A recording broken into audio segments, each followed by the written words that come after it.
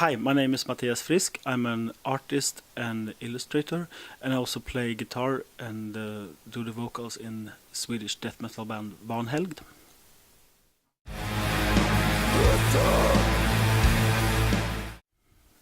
I would say I get this question quite many times, and I think that to keep up a high quality, you always have to think that the artwork you're currently working on is the best one.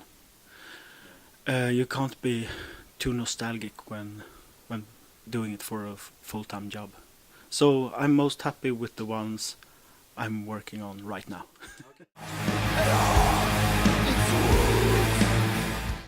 Ooh, that's a hard question.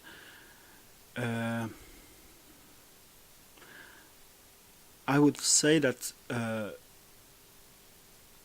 one cover art that meant a lot for me, but I'm not sure it's digital or not, is Shades of God by Paradise Lost. It's quite painterly and it could be digitally manipulated. I know that he does a lot of that stuff. Could also be like Beneath the Remains with Sepultura. Yeah. Or Clandestine by Entombed.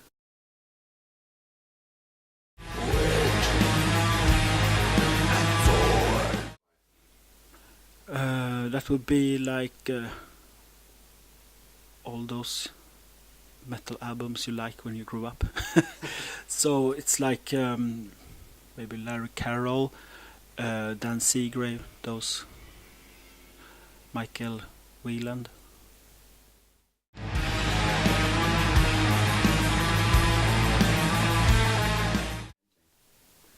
Yeah, you need to be quite flexible to adjust to different... I think the essential part with working as an illustrator for metal albums is that you need to know the visual rhetorics for each subgenre,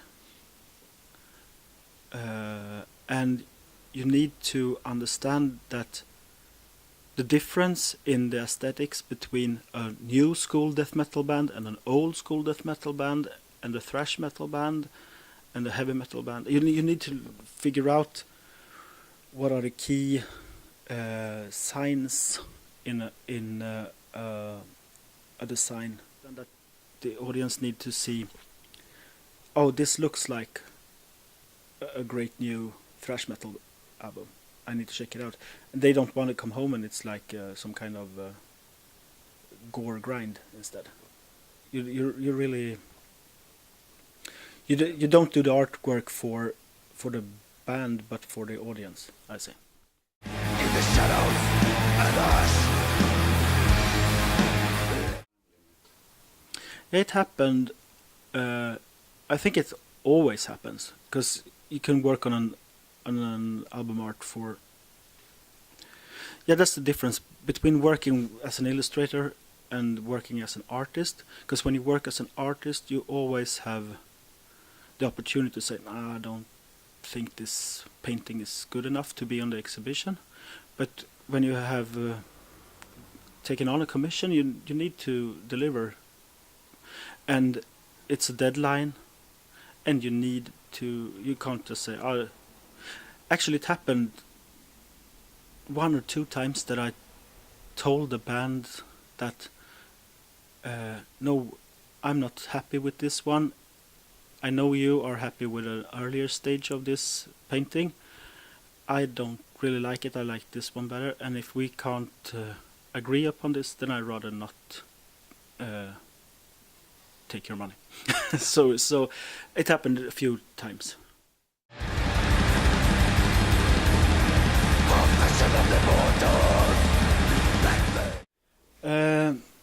Yeah, there's a lot of things that you can't do really. I guess you can do everything almost digitally and almost everything by hand, but it's way faster with some things in some medias. Oil painting and acrylics and gouache and pen on paper, you have a lot of things for free, so to speak. When you just start and you get all these strips, and when you do things by hand, you get a lot of happy accidents. You get a lot of structure and drips and stuff like that, that you need to work really hard for to get when you paint digitally, or you need to just scan some structure.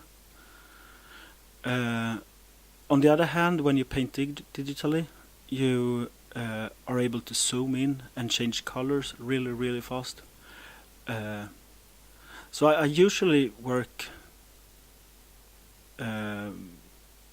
mostly by hand at first, and then I do some digital finishing, highlights, stuff like that if I need, or digital coloring if it comes to drawings.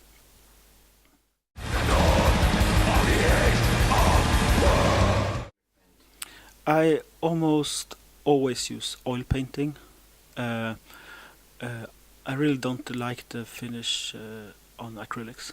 I use acrylics when I doing the underpainting sometimes.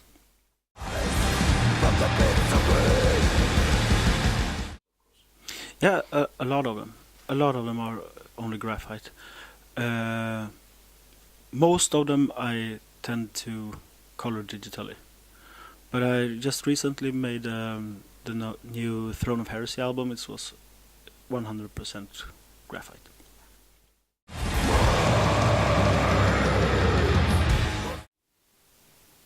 I tried to make a logo that is reflects the band's identity and genre and stuff like that. But logos can be so hard to work on. It's like some bands take forever to decide, and I guess it's like it could take so much longer to do a logo than a full album cover sometimes, because everyone has something to say. I usually say that even the bass player's neighbor's girlfriend's cat has something to say about the logo, and if the cat is like just a little bit then everyone is really anxious about it.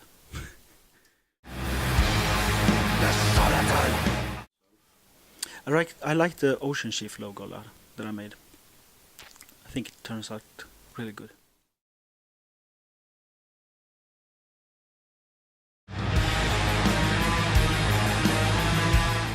I really like not the oldest, but the second oldest Sepultura logo.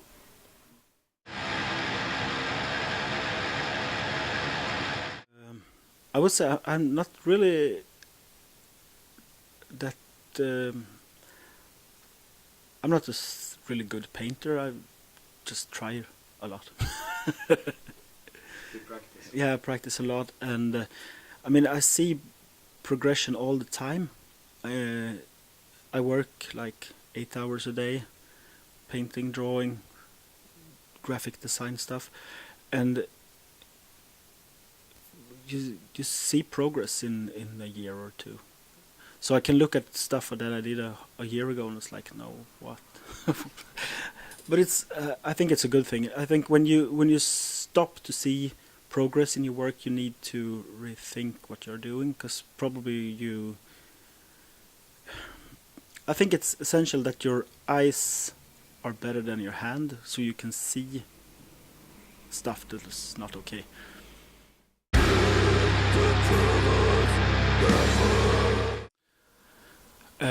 It came to me in a dream. No, really. I know some of the guys who were in the band at that time, and they needed the cover art for the Year Zero EP really fast. Since I think it initially should be released on Record Store Day,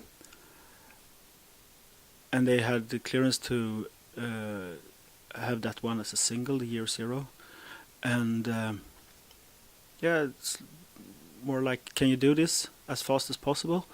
And I say yes, and they and the management asked me later how many days, how much time I needed for it or something. And I said, yeah, I need about 2 days or something. And I said, oh great, then we have it on Monday. So I had like 2 days.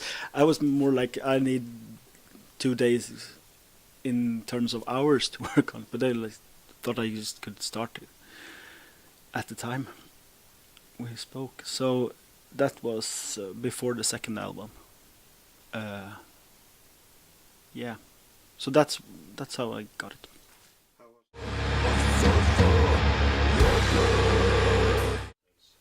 Yeah, very. Overall, I think I've done about 15 illustrations for Ghost, and I guess that 2 or 3 of them I decided most part myself what was going to be the design. But most of the time it's like, can you do this? Do it like this. more like that. And well, it's a challenge, but it's also not so inspiring, I guess. It's good that you learn how to do things the way someone needs it to be done, but it takes out a bit of the passion from it, I say. Mm?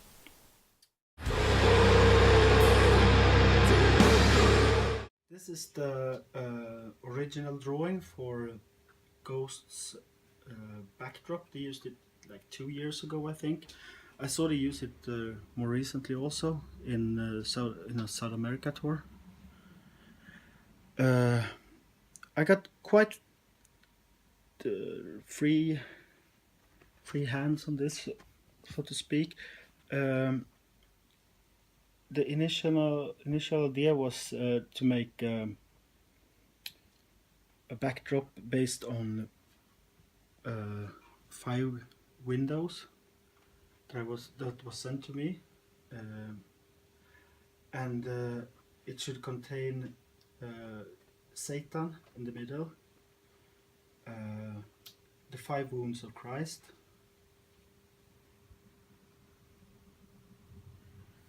and some kind of pentagram form that are not so obvious, I think.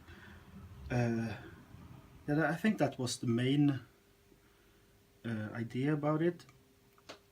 There was a lot of cogwheels and stuff in the Melinora ideas, and then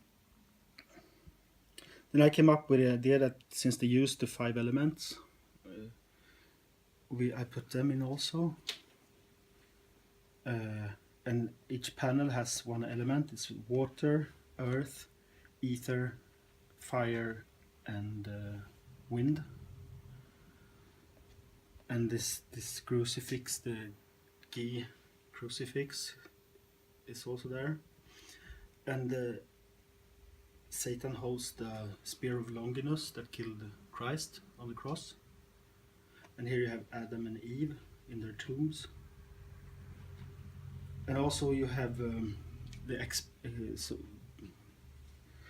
we can take a look at the colored version also.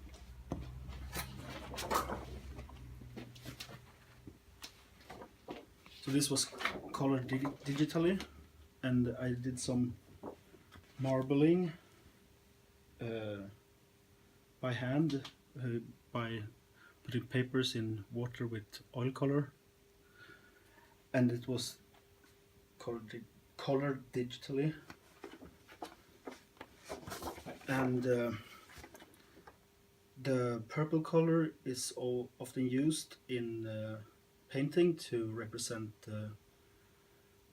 it's the color of emperors. You often see the emperor, or in Christian iconology you see Christ in the purple robes. So I used that one for Satan in the middle, and that's the spear of Longinus, you see more clearly here, and also drops of blood that comes into some kind of chalice, or what it's called. And on the fire panel you can see the 9 circles of hell depicted. You can also see the nails under each wound. And this is the earth panel. You see it's earth colors, water color, more waterish colors, wind. You have some kind of pollution, chimneys, and a sacrificial lamb, and some kind of bat. And on this panel you have like a seed that eventually fades. You have mountains that also resembles buildings, like skyscrapers or something. And here you have the Leviathan and the oil rig. I think it's also like the whole concept for the album art and with Melinora is like they have a lot of art deco stuff, so it's kind of resonates that stuff also. And I didn't want it to make it like medieval, more like modernistic, since it should be that kind of era. So how big is the actual backdrop? I think it's like 12 meters times 7 meters or something. So it's really, really big. I haven't seen it myself live, but I've seen pictures of it, and it's really huge. So when I did have to like print the face of Eva of Eve to see like the resolution of it in the right size.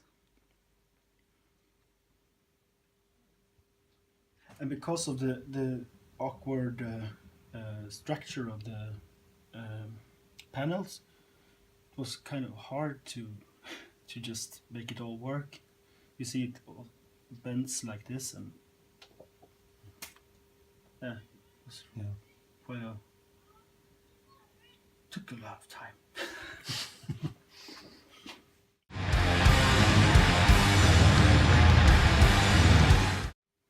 Okay, so this is the album cover for the upcoming Under the Church album that is going to be released, I think, this year on Polarized Records.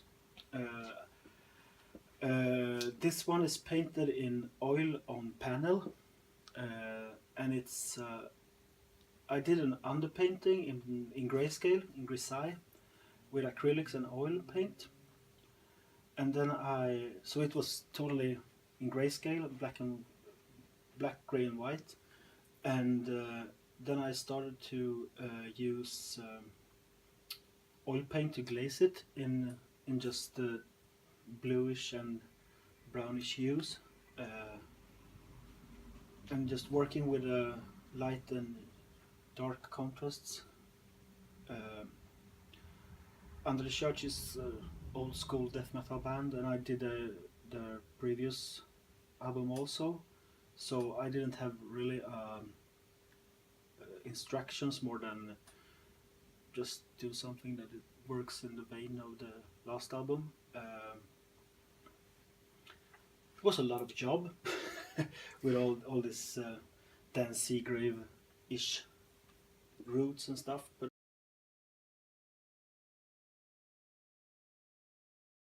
I think it turned out really good.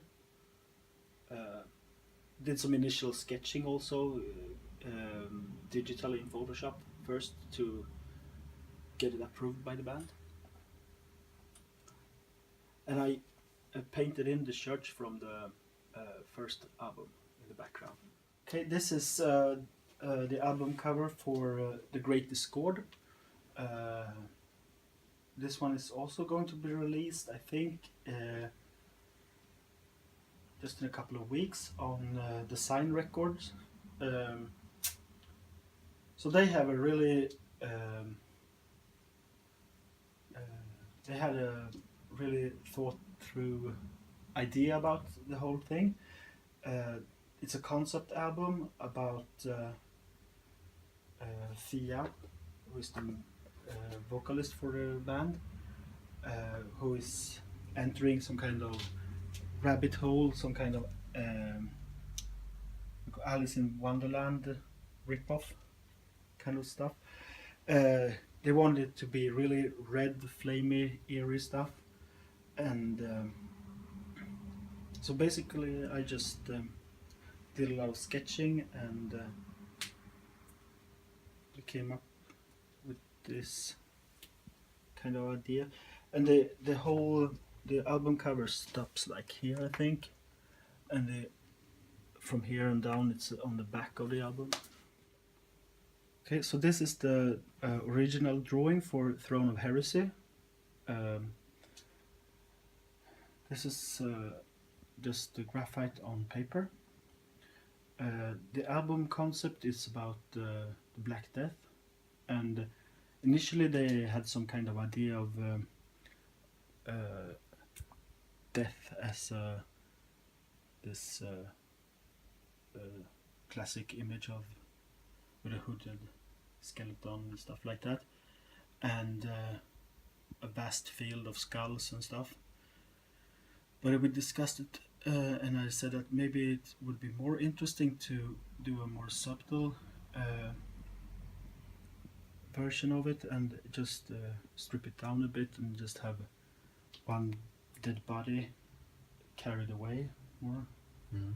And the album is cropped here, so it's like this. So this is on the back of the album. And I think that just feet is like kind of a symbol of death. So in terms of like toe tags and stuff like that. Wow. And also in art history you have the feet of Jesus and stuff. Always, often depicted in this way. So that was the idea. I had a bass player from Vanhelgd, Jonas, to pose for this one. Put a How did you do that? Explain. yeah, we just wrapped him up with some kind of bed sheets. But you didn't kill him, No, obviously. we didn't have to. I think everyone was happy with this in the end. I'm really happy with the way it turned out. And when you draw something like this, just start up here and end down there. So it's like you do the main layout and then it's just work. A good podcast or a good book to listen to is. It took like, I don't know, maybe it took almost a week or something. Mm. From you tend to work on it in different stages. You do some sketching, you do some planning, you take a reference photo and stuff like that. So it's hard to estimate. Okay, this is the cover painting for the band that I'm in, Vanhelgd, Temple of Phobos. We came up with a title, I guess, when we were in the studio, in Studio Under Jord with Jona. And we were talking about Temple of Phobos, and we needed some kind of image of a temple. And at first I did some different sketching with this ferryman and stuff like that. But when you work on an image that is some kind of temple form and someone rowing a boat towards it on the water, you always come back to the Island of Death by the German painter Arnold Böcklin.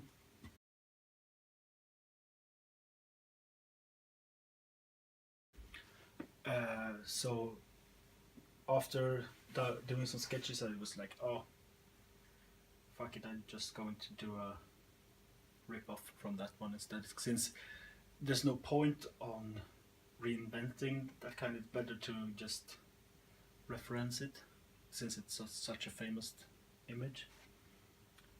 So just another take on that masterpiece. And when you're referencing the art history, it's like you feel really small and bad and a bad painter. But I think this one came out quite okay.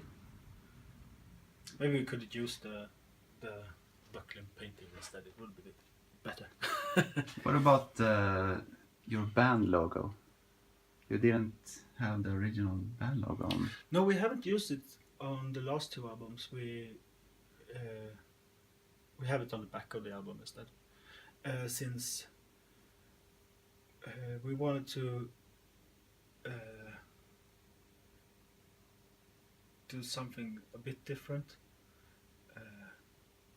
We use a white frame on the album cover. Yeah, and it's like a rip-off from the classic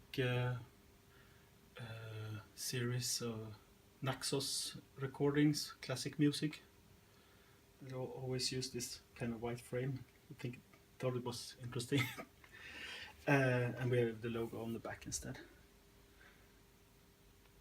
Was it because you didn't felt that it fitted on the front cover? Yeah, that's also one of the